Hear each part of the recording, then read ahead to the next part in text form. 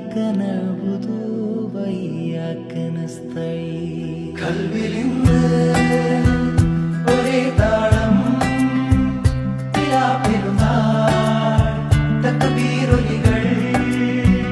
നോമ്പുകാലം നീതി നീന്തി പെണ്ണിലാവേ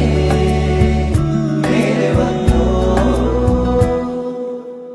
അലിയാരുടെ ഓമന ബീവി നബി തങ്ങളുടെ ഫാത്തിമ ബീവി അലിയാരുടെ ഓമന ബീവി